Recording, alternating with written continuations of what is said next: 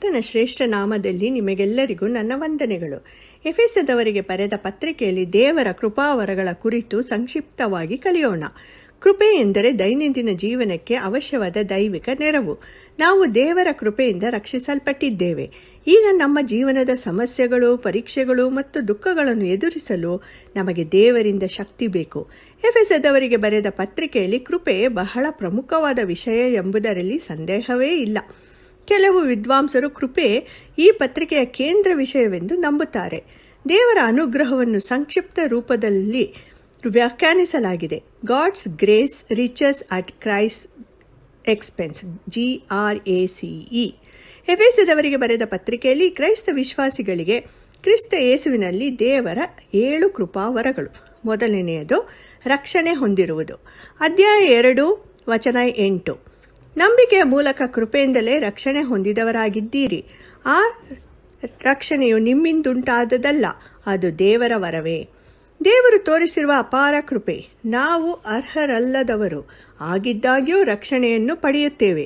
ಇದುವೇ ಕೃಪೆ. ನಾವು ಅದನ್ನು ದೇವರ ಕೃಪೆಯಿಂದ ಉಡುಗೊರೆಯಾಗಿ ಸ್ವೀಕರಿಸುತ್ತೇವೆ. ಅದನ್ನು ಒದಗಿಸುವುದಲ್ಲಿ ದೇವರು ಮೊದಲ ಹೆಜ್ಜೆಯನ್ನು ತೆಗೆದುಕೊಳ್ಳುತ್ತಾನೆ. ಕರ್ತನಾದ ಯೇಸು ಕ್ರಿಸ್ತನ ವ್ಯಕ್ತಿ ಮತ್ತು ಕೆಲಸದ ಆಧಾರದ ಮೇಲೆ ರಕ್ಷಣೆಯನ್ನು ಅನರ್ಹರಾದವರಿಗೆ ನೀಡಲಾಗುತ್ತದೆ. ನಾವು ನಿತ್ಯ ಜೀವನದ ಉಡುಗೊರೆಯನ್ನು ಸ್ವೀಕರಿಸುವ ವಿಧಾನವು ನಂಬಿಕೆಯ ಮೂಲಕ. ನಂಬಿಕೆ ಎಂದರೆ ಮನುಷ್ಯನು ಕಳೆದು ಹೋದ ತಪ್ಪಿತಸ್ಥ ಪಾಪಿ ಎಂದು ತನ್ನ ಸ್ಥಾನವನ್ನು ಅರಿತುಕೊಳ್ಳುತ್ತಾನೆ ಮತ್ತು ಕರ್ತನಾದ ಯೇಸುವನ್ನು ರಕ್ಷಣೆಯ ಏಕೈಕ ಭರವಸೆಯಾಗಿ ಸ್ವೀಕರಿಸುತ್ತಾನೆ.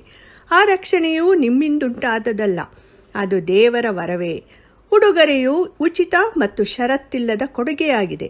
ರಕ್ಷಣೆಯು ಕೃಪೆಯಿಂದ ಮತ್ತು ನಂಬಿಕೆಯ ಮೂಲಕ ಎಲ್ಲೆಡೆ ಇರುವ ಎಲ್ಲ ಜನರಿಗೆ ದೇವರ ಕೊಡುಗೆಯಾಗಿದೆ. ಕೃಪೆಯಿಂದಲೇ ರಕ್ಷಣೆ ಹೊಂದಿದವರಾಗಿದ್ದೀರಿ. ಅದು ದೇವರ ಸಾರ್ವಭೌಮತ್ವ. ನಮ್ಮ ರಕ್ಷಣೆಯ ವಿಷಯವಾಗಿ ನಾವು ಹೀಗೆ ಹೇಳಬಹುದು: ನಾನು ರಕ್ಷಣೆ ಹೊಂದಲು ಅರ್ಹನಲ್ಲ. ನಾನು ಖಂಡಿತವಾಗಿಯೂ ನನ್ನನ್ನು ರಕ್ಷಿಸಲು ಸಾಧ್ಯವಿಲ್ಲ. ದೇವರ ಕೃಪೆಯಿಂದ ರಕ್ಷಣೆಯು ನನಗೆ ಸಿಕ್ಕಿರುತ್ತದೆ. ಅದಕ್ಕೆ ನಾನು ಏನೂ ಮಾಡಿಲ್ಲ ಮತ್ತು ಅದನ್ನು ಗಳಿಸಲು ಖಂಡಿತವಾಗಿಯೂ ನಾನು ಏನೂ ಮಾಡಲಾರೆ. ಇದು ದೇವರು ನನಗೆ ಮಾಡಿದ ಕೆಲಸ. ಆತನು ನನ್ನನ್ನು ರಕ್ಷಿಸಿದ್ದಾನೆ. ನಂಬಿಕೆಯ ಮೂಲಕ ಅದು ನನ್ನ ಭಾಗವಾಗಿದೆ. ನನ್ನ ರಕ್ಷಣೆಗೆ ಸಂಬಂಧಿಸಿದ ದೇವರ ವಾಗ್ದಾನಗಳನ್ನು ನಂಬುವುದು. ನೀನು ಯೇಸುವನ್ನೇ ಕರ್ತನೆಂದು ಬಾಯಿಂದ ಅರಿಕೆ ಮಾಡಿಕೊಂಡು ದೇವರು ಆತನನ್ನು ಸತ್ತವರೊಳಗಿಂದ ಎಬ್ಬಿಸಿದನೆಂದು ಹೃದಯದಿಂದ ನಂಬಿದರೆ ನಾನು ರಕ್ಷಿಸಲ್ಪಡುತ್ತೇನೆ ಎಂದು ದೇವರು ವಾಗ್ದಾನ ಮಾಡಿದ್ದಾನೆ. ರೋಮಾಪುರದವರಿಗೆ 10:9. ಎರಡನೆಯದು ಅಪರಾಧಗಳು ಪರಿಹಾರವಾಗಿರುವುದು. ಅಧ್ಯಾಯ 1 7ನೇ ವಚನ. ಈತನು ನಮಗೋಸ್ಕರ ತನ್ನ ರಕ್ತವನ್ನು ಸುರಿಸಿದ್ದರಿಂದ ನಮ್ಮ ಅಪರಾಧಗಳು ಪರಿಹಾರವಾಗಿ ನಮಗೆ ಬಿಡುಗಡೆಯಾಯಿತು. ಇದು ದೇವರ ಕೃಪಾತಿಶಯವೇ. ದೇವರ ಜನರಿಗೆ ಆತನ ನಿತ್ಯ ಯೋಜನೆಯು ವಿಮೋಚನೆಯ ಸಂಗತಿಯಾಗಿದೆ. ಕ್ರಿಸ್ತನ ಶಿಲುಬೆಯ ಕಾರ್ಯದ ಮೂಲಕ ನಾವು ಪಾಪದ ಬಂಧನ ಮತ್ತು ಅಪರಾಧದಿಂದ ಬಿಡುಗಡೆಯಾಗಿದ್ದೇವೆ ಮತ್ತು ಸ್ವಾತಂತ್ರ್ಯದ ಜೀವನಕ್ಕೆ ಪ್ರವೇಶಿಸುತ್ತೇವೆ. ನಮಗೆ ದೊರಕಿರುವ ಬಿಡುಗಡೆಯ ಬೆಲೆಯೂ ಕರ್ತನಾದ ಯೇಸು ಕ್ರಿಸ್ತನ ರಕ್ತವೇ ಆಗಿರುತ್ತದೆ. ವಿಮೋಚನೆಯ ಬಿಡುಗಡೆಯ ಫಲಿತಾಂಶಗಳಲ್ಲಿ ಪಾಪಗಳ ಕ್ಷಮೆಯೂ ಒಂದು. ಕ್ರಿಸ್ತನು ನಮ್ಮ ಪಾಪಗಳನ್ನು ಕ್ಷಮಿಸುವ ಮೊದಲು ನಮ್ಮ ಮೇಲಿದ್ದ ದೇವರ ದಂಡನೆಯನ್ನು ಸಂಪೂರ್ಣವಾಗಿ ಶಿಲುಬೆಯಲ್ಲಿ ತೃಪ್ತಿಪಡಿಸಿದನು. ನಮ್ಮ ಕ್ಷಮೆಯ ಅಳತೆಯೇನು? ಇದು ದೇವರ ಕೃಪಾತಿಶಯವೇ.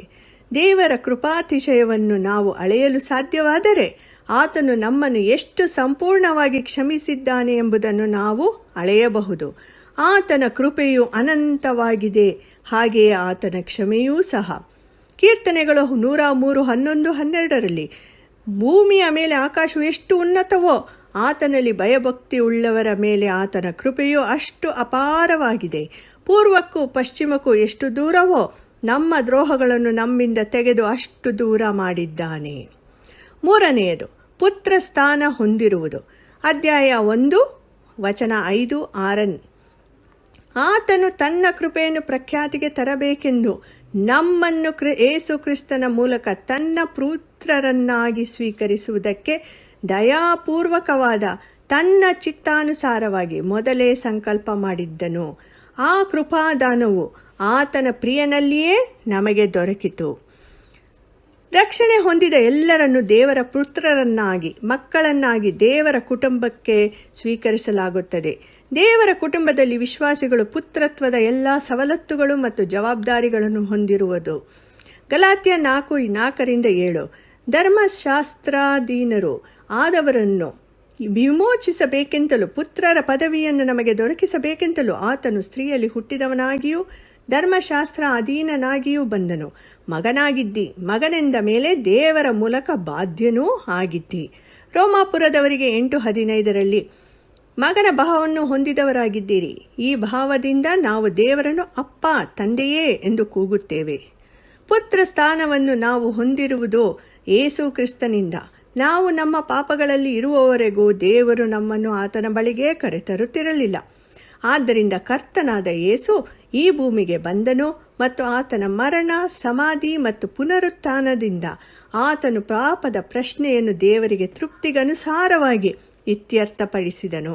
ನಮ್ಮೊಂದಿಗಿನ ಎಲ್ಲ ದೇವರ ಕೃಪೆಯ ಫಲಿತಾಂಶವು ಆತನ ಸ್ವಂತ ಮಹಿಮೆಗಾಗಿಯೇ. ಆತನ ಕೃಪೆಯ ನಿಯಮಗಳೇನು? ಆತನು ನಮ್ಮನ್ನು ಉದಾರವಾಗಿ ಒಪ್ಪಿಕೊಂಡನು. ಆತನ ಕೃಪೆಯನ್ನು ಪಡೆದವರು ಯಾರು? ನಾವೆಲ್ಲರೂ. ಆತನ ಕೃಪೆಯ ಮಾರ್ಗವೇನು? ಆತನ ಪ್ರಿಯನಲ್ಲಿಯೇ, ಯೇಸು ಕ್ರಿಸ್ತನಲ್ಲಿಯೇ. ಪೌಲನು ಹೇಳುತ್ತಿದ್ದಾನೆ, ಆತನ ಅದ್ಭುತ ಕೃಪೆಗಾಗಿ ನಾವು ಆತನನ್ನು ಸ್ತುತಿಸೋಣ. 4ನೇಯದು ಆಧ್ಯಾತ್ಮಿಕ ಸ್ಥಾನ ಕೊಟ್ಟಿರುವುದು. ಪರಲೋಕದಲ್ಲಿ ಕ್ರಿಸ್ತನೊಂದಿಗೆ ಕೂಡ್ರಿಸಿರುವುದು. ಅಧ್ಯಾಯ 2:5-7 ಅಪರಾಧಗಳ ದೆಸೆಯಿಂದ ಸತ್ತವರಾಗಿದ್ದ ನಮ್ಮನ್ನು ಕ್ರಿಸ್ತನೊಂದಿಗೆ ಬದುಕಿಸಿದನು. ಬದುಕಿಸಿದಲ್ಲದೆ ನಾನು ಕ್ರಿಸ್ತ ಯೇಸುವಿನಲ್ಲಿ ನಮಗೆ ಮಾಡುವ ಉಪಕಾರದ ಮೂಲಕ ತನ್ನ ಅಪಾರವಾದ ಕೃಪಾತಿಶಯವನ್ನು ಮುಂದಣ ಯುಗಗಳಲ್ಲಿ ತೋರಿಸಬೇಕೆಂದು ಕ್ರಿಸ್ತ ಯೇಸುವಿನಲ್ಲಿರುವ ನಮ್ಮನ್ನು ಆತನೊಂದಿಗೆ ಎಬ್ಬಿಸಿ ಪರಲೋಕದಲ್ಲಿ ಆತನೊಂದಿಗೆ ಕೂಡ್ರಿಸಿದ್ದಾನೆ. ಅನರ್ಹರಾದ ನಮ್ಮ ಮೇಲೆ ದೇವರ ಪ್ರೀತಿ ಅದ್ಭುತವಾಗಿದೆ. ಅಪರಾಧಗಳ ದೆಸೆಯಿಂದ ಸತ್ತವರಾಗಿದ್ದ ನಾವು ದೇವರ ಶತ್ರುಗಳಾಗಿದ್ದೆವು. ಆದಾಗ್ಯೂ ಆತನು ನಮ್ಮನ್ನು ಪ್ರೀತಿಸಿದನು. ನಮ್ಮ ಮೇಲಿನ ದೇವರ ಪ್ರೀತಿಯಿಂದ ಮತ್ತು ಕ್ರಿಸ್ತನ ರಕ್ಷಣೆಯ ಕಾರ್ಯದ ಪರಿಣಾಮವಾಗಿ ನಮ್ಮನ್ನು ಕ್ರಿಸ್ತನೊಂದಿಗೆ ಬದುಕಿಸಿದನು. ನಮ್ಮನ್ನು ಆತನೊಂದಿಗೆ ಎಬ್ಬಿಸಿ ಪರಲೋಕದಲ್ಲಿ ಆತನೊಂದಿಗೆ ಕೂಡಿಸಿದ್ದಾನೆ. ಇದೇ ಕ್ರಿಸ್ತನಲ್ಲಿ ನಮ್ಮ ಆಧ್ಯಾತ್ಮಿಕ ಸ್ಥಾನ. ಕ್ರಿಸ್ತನೊಂದಿಗಿನ ನಮ್ಮ ಸಂಪರ್ಕದಿಂದಾಗಿ ಆತನ ತ್ಯಾಗದ ಕೆಲಸದ ಎಲ್ಲ ಆಶೀರ್ವಾದಗಳನ್ನು ನಾವು ಆನಂದಿಸುತ್ತೇವೆ. ಇದು ದೇವರ ಕಾರ್ಯ. ನಾವು ಏನನ್ನೂ ನೀಡಲು ಸಾಧ್ಯವಿಲ್ಲ. ನಮ್ಮ ಒಳ್ಳೆಯ ಕಾರ್ಯಗಳು ಅಥವಾ ಉತ್ತಮ ಪಾತ್ರವು ನಮ್ಮ ಸ್ಥಾನದ ಮೇಲೆ ಯಾವುದೇ ಪರಿಣಾಮ ಬೀರುವುದಿಲ್ಲ. ನಮ್ಮ ಸ್ಥಾನಕ್ಕೆ ಸರಿಯಾದ ಪ್ರತಿಕ್ರಿಯೆ ಇರಬೇಕು. ಈ ಪ್ರತಿಕ್ರಿಯೆಯು ನಾವು ಹೇಗೆ ಯೋಚಿಸುತ್ತೇವೆ, ನಾವು ಹೇಗೆ ವರ್ತಿಸುತ್ತೇವೆ ಮತ್ತು ನಮ್ಮ ಸ್ವಭಾವವನ್ನು ಹೇಗೆ ಮಾರ್ಪಡಿಸುತ್ತದೆ ಎಂಬುದರ ಮೇಲೆ ಪರಿಣಾಮ ಬೀರುತ್ತದೆ. ಇದು ನಮ್ಮ ಜೀವನದ ಅಭ್ಯಾಸವನ್ನು, ಸ್ವಭಾವವನ್ನು ಬದಲಾಯಿಸಬೇಕು. ಈ ಭೂಮಿಯ ಕ್ಷುಲ್ಲಕ ಮತ್ತು ಅಸ್ಥಿರ ಸಂಗತಿಗಳೊಂದಿಗೆ ಆಕ್ರಮಿಸಿಕೊಳ್ಳದೆ ಬದಲು ಈ ಕೊಲೋಸ್ಯದವರಿಗೆ 3:1 ಆದ ಕಾರಣ ನೀವು ಕ್ರಿಸ್ತನೊಂದಿಗೆ ಎಬ್ಬಿಸಲ್ಪಟ್ಟವರಾಗಿರುವುದರಿಂದ ಮೇಲಿರುವವುಗಳನ್ನು ಹುಡುಕಿರಿ. ಅಲ್ಲಿ ಕ್ರಿಸ್ತನು ದೇವರ ಬಲಗಡೆಯಲ್ಲಿ ಆಸನಾರೂಢನಾಗಿದ್ದಾನೆ. ಮತ್ತೊಮ್ಮೆ ಪೌಲನು ಅದರ ಅಗಾಧತೆಯನ್ನು ಹೇಗೆ ಸೂಚಿಸುತ್ತಾನೆ? ದೇವರು ತನ್ನ ಅಪಾರವಾದ ಕೃಪಾತಿಶಯವನ್ನು ತೋರಿಸಿದನು. 5ನೇಯದು ಸಾಕ್ಷಿಗಳಾಗಿರಲು ಸವಲತ್ತು ಒದಗಿಸಿರುವುದು. ಅಧ್ಯಾಯ 3:7-8 ದೇವರು ತನ್ನ ಶಕ್ತಿಯ ಪ್ರಯೋಗದಲ್ಲಿ ನನಗೆ ಉಚಿತಾರ್ಥವಾಗಿ ಅನುಗ್ರಹಿಸಿದ ಕೆಲಸವನ್ನು ಅನುಸರಿಸಿ ನಾನು ಈ ಸುವಾರ್ತೆಗೆ ಸೇವಕನಾದೆನು. ನಾನು ಕ್ರಿಸ್ತನ ಅಪ್ರಮೇಯವಾದ ಐಶ್ವರ್ಯದ ವಿಷಯವಾದ ಶುಭ ಸಮಾಚಾರವನ್ನು ಅನ್ಯ ಜನರಿಗೆ ಪ್ರಸಿದ್ಧಿಪಡಿಸುವ ಹಾಗೆಯೂ. ಪೌಲನು ಸುವಾರ್ತೆಯ ಸೇವಕನಾದನು. ಅದು ಅವನಿಗೆ ಕೊಟ್ಟ ದೇವರ ಉಚಿತಾರ್ಥ ಅನುಗ್ರಹ. ಇದು ಆತ್ಮವನ್ನು ರಕ್ಷಿಸುವಲ್ಲಿಯೂ ಪರಿಣಾಮಕಾರಿಯಾಗಿ ತಲುಪುವಲ್ಲಿಯೂ ದೇವರ ಶಕ್ತಿಯನ್ನು ತೋರಿಸುತ್ತದೆ ಮತ್ತು ಕೆಲಸಕ್ಕಾಗಿ ಅವನನ್ನು ಬಲಪಡಿಸುತ್ತದೆ. ಇದು ಪೌಲನಿಗಷ್ಟೇ ಅಲ್ಲ, ಕ್ರೈಸ್ತ ವಿಶ್ವಾಸಿಗಳೆಲ್ಲರಿಗೂ ಕೊಟ್ಟಲ್ಪಟ್ಟಿದೆ. ಕೆಲವರು ದೇವರನ್ನು ಭಯದಿಂದ ಸೇವಿಸುತ್ತಾರೆ. ಅವರು ಒಳ್ಳೆಯದನ್ನು ಮಾಡದಿದ್ದರೆ ದೇವರು ಅವರನ್ನು ಶಿಕ್ಷಿಸುತ್ತಾನೆ ಎಂಬ ಭಯದಿಂದ. ಮತ್ತೆ ಕೆಲವರು ಕರ್ತವ್ಯದಿಂದ, ಅದು ಸ್ವಯಂ ಸದಾಚಾರದ ಆಂತರಿಕ ಪ್ರಜ್ಞೆಯನ್ನು ಮಾತ್ರ ಪೋಷಿಸುವುದಕ್ಕೆ. ಕೆಲವರು ದೇವರ ಆಶೀರ್ವಾದಕ್ಕಾಗಿ ಸೇವೆ ಸಲ್ಲಿಸುತ್ತಾರೆ, ಅದು ಸ್ವಾರ್ಥಕ್ಕಾಗಿ. ದೇವರ ಸೇವೆ ಮಾಡಲು ನಮ್ಮ ಪ್ರೇರಣೆ ಏನಾಗಿರಬೇಕು? ಕ್ರಿಸ್ತನಲ್ಲಿ ನಮ್ಮ ಸ್ಥಾನದ ಬಗ್ಗೆ ಸಂಪೂರ್ಣ ತಿಳುವಳಿಕೆಯಿಂದ ರೂಪಾಂತರಗೊಳ್ಳಬೇಕು. ದೇವರು ನಮಗಾಗಿ ಮಾಡಿದ ಎಲ್ಲದರಲ್ಲೂ ನಾವು ತಲ್ಲೀನರಾದಾಗ ದೇವರ ಮಹಿಮೆ ಬಗೆಗಿನ ನಮ್ಮ ದೃಷ್ಟಿಕೋನವು ವರ್ಧಿಸುತ್ತದೆ. ನಾವು ಆತನ ಮೇಲಿನ ಪ್ರೀತಿಯಲ್ಲಿ ಆಳವಾಗಿ ಬೆಳೆಯುತ್ತೇವೆ ಮತ್ತು ನಮ್ಮ ಅಸಮರ್ಪಕತೆಯನ್ನು ನಾವು ಅರ್ಥ ಮಾಡಿಕೊಳ್ಳುತ್ತೇವೆ. ನಮ್ಮ ಗಮನವು ನಮ್ಮಿಂದ ತೆಗೆದು ಆತನ ಕಡೆಗೆ ಬದಲಾಗುತ್ತದೆ ಮತ್ತು ನಾವು ಈಗ ಆತನ ಮಹಿಮೆಗಾಗಿ ಸೇವೆ ಸಲ್ಲಿಸುತ್ತೇವೆ. 6ನೇಯದು ಆಶೀರ್ವಾದದ ಕಾಲುವೆಯಾಗಿರುವುದು. ಅಧ್ಯಾಯ 4:29 ನಿಮ್ಮ ಬಾಯೊಳಗಿಂದ ಯಾವ ಕೆಟ್ಟ ಮಾತು ಹೊರಡಬಾರದು. ಭಕ್ತಿಯನ್ನು ವೃದ್ಧಿ ಮಾಡುವಂಥ ಕಾಲೋಚಿತವಾದ ಕೃಪೆಯುಳ್ಳ ಮಾತು ಇದ್ದರೆ ಕೇಳುವವರ ಹಿತಕ್ಕಾಗಿ ಅದನ್ನು ಆಡಿರಿ. ಯಾವುದೇ ರೀತಿಯ ಸಂಭಾಷಣೆ ಖಾಲಿ ಪೊಳ್ಳು ಮಾತು, ನಿಷ್ಪ್ರಯೋಜಕವಾಗಿರಬಾರದು. ಬದಲಾಗಿ ಕ್ರಿಸ್ತಿಯ ವಿಶ್ವಾಸಿಗಳ ಮಾತು ಭಕ್ತಿಯನ್ನು ವೃದ್ಧಿ ಮಾಡುವಂಥದ್ದು ಆಗಿರಬೇಕು, ಕೃಪೆಯುಳ್ಳದಾಗಿರಬೇಕು, ಕೇಳುಗರಿಗೆ ಅನುಗ್ರಹವನ್ನು ನೀಡುವಂಥದ್ದು ಆಗಿರಬೇಕು. 7ನೇದು ಪ್ರೀತಿಯ ಆಶೀರ್ವಚನ ಅನುಭವಿಸುವುದು. ಅಧ್ಯಾಯ 6:24 ನಮ್ಮ ಕರ್ತನಾದ ಯೇಸು ಕ್ರಿಸ್ತನನ್ನು ನಿರಂತರವಾದ ಪ್ರೀತಿಯಿಂದ ಪ್ರೀತಿಸುವವರೆಲ್ಲರ ಮೇಲೆ ದೇವರ ಕೃಪೆಯೂ ಇರಲಿ. ಅಂತಿಮವಾಗಿ ಅಪೊಸ್ತಲನಾದ ಪೌಲನು ನಮ್ಮ ಕರ್ತನಾದ ಯೇಸು ಕ್ರಿಸ್ತನನ್ನು ಪ್ರಾಮಾಣಿಕವಾಗಿ ಪ್ರೀತಿಯಿಂದ ಪ್ರೀತಿಸುವ ಎಲ್ಲರಿಗೂ ಕೃಪೆ ಅನುಗ್ರಹವನ್ನು ಬಯಸುತ್ತಾನೆ. ಎಫೆಸದವರಿಗೆ ಬರೆದ ಪತ್ರಿಕೆಯಲ್ಲಿ ಕೃಪೆಯು ಬಹಳ ಪ್ರಮುಖವಾದ ವಿಷಯವಾಗಿದೆ ಎಂಬುದರಲ್ಲಿ ಸಂದೇಹವೇ ಇಲ್ಲ. ನಂಬಿಕೆಯ ಮೂಲಕ ಕೃಪೆಯಿಂದಲೇ ರಕ್ಷಣೆ ಹೊಂದಿದವರಾಗಿದ್ದೀರಿ. ಆ ರಕ್ಷಣೆಯು ನಿಮ್ಮಿಂದುಂಟಾದದಲ್ಲ, ಅದು ದೇವರ ವರವೇ. ಕೃಪೆಯು ದೇವರ ಎಲ್ಲ ಆಶೀರ್ವಾದಗಳು ನಮ್ಮ ಮೇಲೆ ಮುಕ್ತವಾಗಿ ಸುರಿಯಲ್ಪಟ್ಟಿದೆ. ಕ್ರಿಸ್ತನ ತ್ಯಾಗದಿಂದ ಪೂರ್ಣವಾಗಿ ಪಾವತಿಸಲ್ಪಟ್ಟಿದೆ. ನಾವು ದೇವರ ಕೃಪೆಗೆ ಸಂಪೂರ್ಣವಾಗಿ ಅನರ್ಹರು ಮತ್ತು ನಮ್ಮಿಂದ ಗಳಿಸಲು ಸಾಧ್ಯವೇ ಇಲ್ಲ. ದೇವರು ತನ್ನ ಕೃಪೆಯನ್ನು ನಮ್ಮ ಮೇಲೆ ದಯಪಾಲಿಸದಿದ್ದರೆ ನಾವು ಎಂದಿಗೂ ಅದರ ಮಾಧುರ್ಯವನ್ನು ಸವಿಯುವುದಿಲ್ಲ. ಎಫೆಸದವರ ಬರೆದ ಪತ್ರಿಕೆಯಲ್ಲಿ ವಿಶ್ವಾಸಿಗಳಿಗೆ ಕ್ರಿಸ್ತ ಯೇಸುವಿನಲ್ಲಿ ಅನುಗ್ರಹಿಸಿರುವ ದೇವರ 7 ಕೃಪಾವರಗಳನ್ನು ನಾವು ನೋಡಿದೆವು.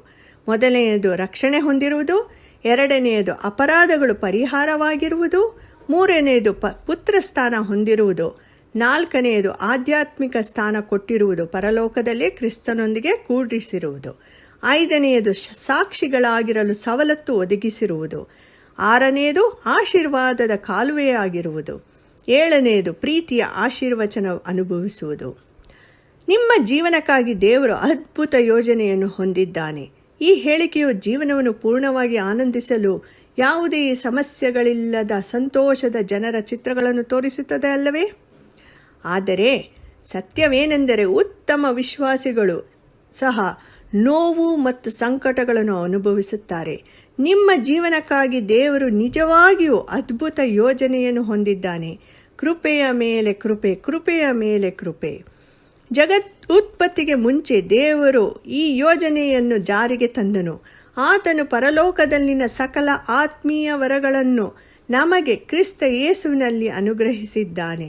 ಆತನ ಸನ್ನಿಧಿಯಲ್ಲಿ ಪರಿಶುದ್ಧರು, ದೋಷವಿಲ್ಲದವರು ಆಗಿರಬೇಕೆಂದು ಕ್ರಿಸ್ತನ ಮೂಲಕ ತನ್ನ ಪುತ್ರರನ್ನಾಗಿ ಸ್ವೀಕರಿಸುವುದಕ್ಕೆ ದಯಾಪೂರ್ವಕವಾದ ತನ್ನ ಚಿತ್ತಾನುಸಾರವಾಗಿ ಮೊದಲೇ ಸಂಕಲ್ಪ ಮಾಡಿದ್ದನು. ಕ್ರಿಸ್ತನು ನಮಗೋಸ್ಕರ ತನ್ನ ರಕ್ತವನ್ನು ಸುರಿಸಿದ್ದರಿಂದ ನಮ್ಮ ಅಪರಾಧಗಳು ಪರಿಹಾರವಾಗಿ ನಮಗೆ ಬಿಡುಗಡೆಯಾಯಿತು. ಇದು ದೇವರ ಕೃಪಾತಿಶಯವೇ. ಕೃಪೆಯ ಮೇಲೆ ಕೃಪೆ, ಕೃಪೆಯ ಮೇಲೆ ಕೃಪೆ. ನಮ್ಮ ಹೊರೆಗಳು ಹೆಚ್ಚಾದಂತೆ ಆತನು ಹೆಚ್ಚು ಅನುಗ್ರಹವನ್ನು ಕೊಡುತ್ತಾನೆ.